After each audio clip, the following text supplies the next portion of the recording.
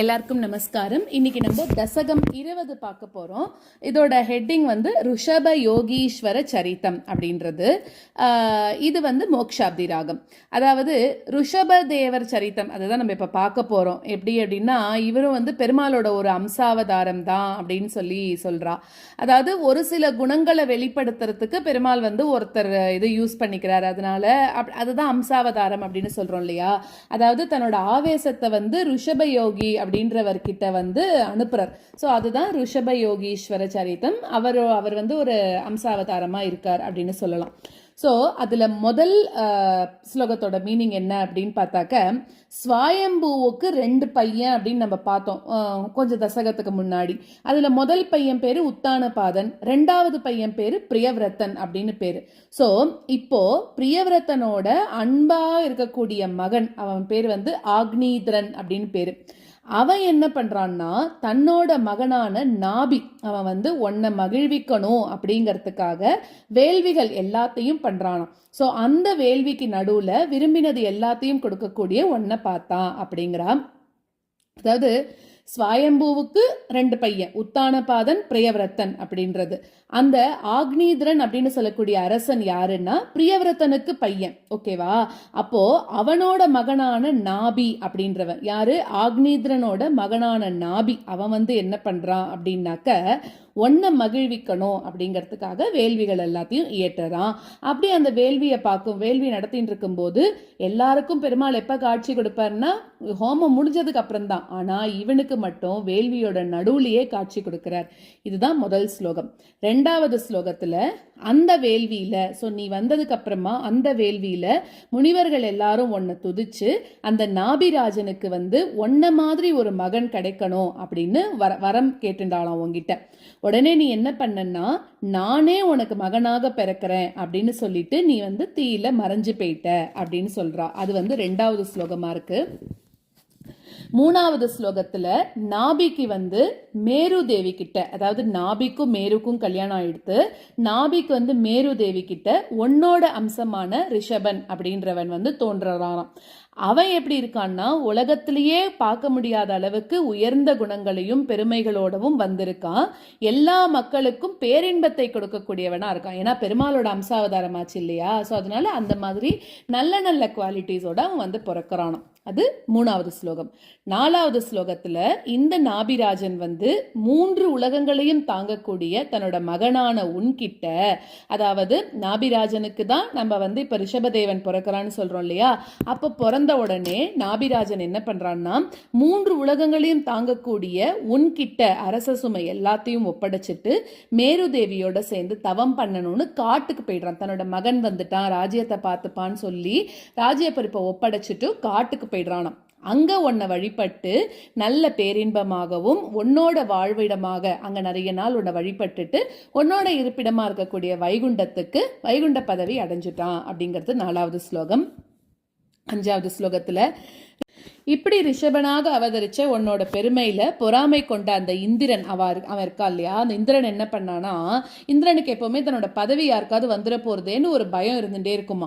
அதனால இந்த மாதிரி உன்னோட பெருமை நிறைய இருக்கே அப்படிங்கறதுல பொறாமையோட அந்த இந்திரன் என்ன பண்ணா, அஜனாபம் அப்படின்னு சொல்லக்கூடிய நாடு, அஜனாபம்னா ஒன்னும் கிடையாது, பிரம்மாவை தான் நம்ம அஜன் அப்படின்னு சொல்லுவோம். ஸோ பிரம்மாவால படைக்கப்பட்ட இந்த நாடு இருக்கு இல்லையா, இந்த மொத்த நாட்டிலையும் என்ன பண்ணிட்டான்னாக்கா, மழையே பெய்யக்கூடாது அப்படின்னு சொல்லிட்டான். ஏன்னா அவன் ஆண்டு இருக்கிற நாடு இல்லையா, அதுல மழையே பெய்யக்கூடாது அப்படின்னு சொல்லி இது பண்ணிட்டான்.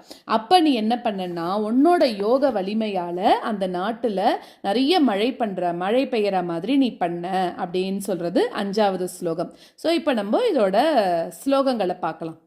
பிரியவ்ரதஸ்ய பிரியபுத்ர பூதாத் ஆக்னீத்ர ராஜாத் உதிதோஹி நாபிஹி த்வாம் திருஷ்ட்வா நிஷ்டதமிஷ்டி மத்யே தவைவ துஷ்ட்யை கிருதயஜ்ஞ கர்மா प्रियव्रतस्य प्रियपुत्रभूतात् प्रियव्रतस्य प्रियपुत्रभूतात् आग्नेयद्रराजादुदितो हिनाभिः आग्नेयद्रराजादुदितो हिनाभिः त्वां दृष्ट्वा निष्टदमिष्टिमध्ये त्वां दृष्ट्वा निष्टदमिष्टिमध्ये तवैव तुष्ट्यै कृतयज्ञकर्मा तवैव तुष्ट्यै कृतयज्ञकर्मा प्रियव्रतस्य प्रियपुत्रभूतात् आग्नेयद्रराजादुदितो हिनाभिः त्वां दृष्ट्वा निष्टदमिष्टिमध्ये तवैव तुष्ट्यै कृतयज्ञकर्मा प्रियव्रतस्य प्रियपुत्रभूतात् आग्नेयद्रराजादुदितो हिनाभिः त्वां दृष्ट्वा निष्टदमिष्टिमध्ये तवैव तुष्ट्यै कृतयज्ञकर्मा अभिष्टुतस्तत्र मुनीश्वरैस्त्वं राज्ञस्वतुल्यं सुतमर्त्यमानः स्वयं जनिष्येह मिति ब्रुवाणः तिरोदधा बर्हिषि विश्वमूर्ते अभिष्टुतस्तत्र मुनीश्वरैस्त्वम् अभिष्टुतस्तत्र मुनीश्वरैस्त्वं राज्ञस्वतुल्यं सुतमर्त्यमानः राज्ञस्वतुल्यं सुतमर्त्यमानः स्वयं जनिष्येहमिति ब्रुवाणः स्वयं जनिष्येहमिति ब्रुवाणः तिरोदधा बर्हिषि विश्वमूर्ते तिरोदधा बर्हिषि विश्वमूर्ते अभिष्टुतस्तत्र मुनीश्वरैस्त्वं राज्ञस्वतुल्यं सुतमर्त्यमानः स्वयं जनिष्येहमिति ब्रुवाणः तिरोदधा बर्हिषि विश्वमूर्ते अभिष्टुतस्तत्र मुनीश्वरैस्त्वं राज्ञस्वतुल्यं सुतमर्त्यमानः स्वयं जनिष्येहमिति ब्रुवाणः तिरोदधा बर्हिषि विश्वमूर्ते नाभिप्रियायाम् अथ मेरुदेव्यां त्वमंशतो भूर्वृषभाभिधानः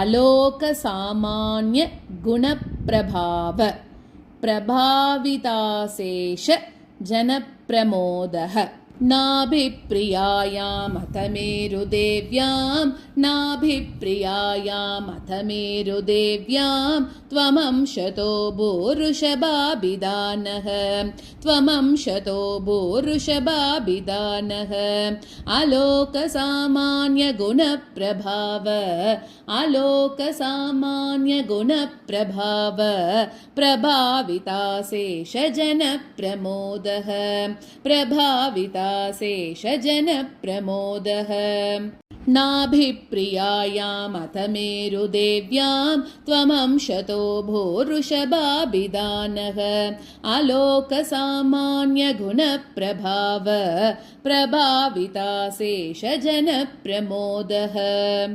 नाभिप्रियायामथ मेरुदेव्यां त्वमंशतो भूर्वृषभाभिधानः आलोकसामान्यगुणप्रभाव प्रभाविताशेषजनप्रमोदः त्वयि त्रिलोकी भृतिराज्यभारं निधाय नाभि सह मेरुदेव्या तपोवनं प्राप्य भवन्निषेवि गतः किलानन्द पदं पदं ते त्वयि त्रिलोकी भृतिराज्यभारं त्वयि त्रिलोकी भृतिराज्यभारं निधाय नाभि सह मेरुदेव्या निधाय नाभि सह मेरुदेव्या तपोवनं प्राप्य भवन्निषेवि तपोवनं प्राप्य भवन्निषेवि गतः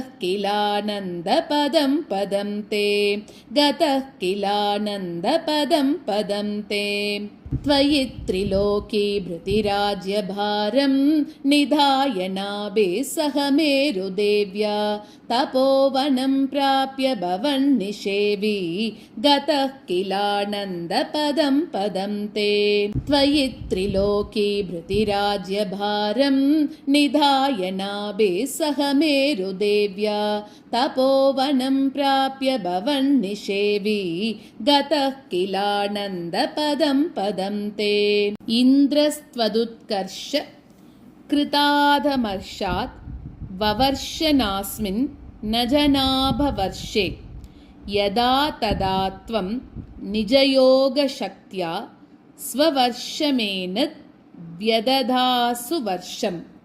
इन्द्रस्त्वदुत्कर्षकृतादमर्षात् इन्द्रस्त्वदुत्कर्षकृतादमर्षात् ववर्षनास्मिन्न जना बवर्षे ववर्षनास्मिन्न जना बवर्षे यदा तदा त्वं निजयोगशक्त्या यदा तदा त्वं निजयोगशक्त्या स्ववर्षमेन व्यदधासु वर्षम् स्ववर्षमेन व्यदधासु वर्षम् इन्द्रस्त्वदुत्कर्षकृतादमर्षात् ववर्षनास्मिन्न जना बवर्षे यदा तदा त्वं निजयोगशक्त्या स्ववर्षमेन व्यदधासु वर्षम् इन्द्रस्त्वदुत्कर्षकृतादमर्षात् ववर्षनास्मिन्न जना बवर्षे यदा तदा त्वं निजयोगशक्त्या स्ववर्षमेन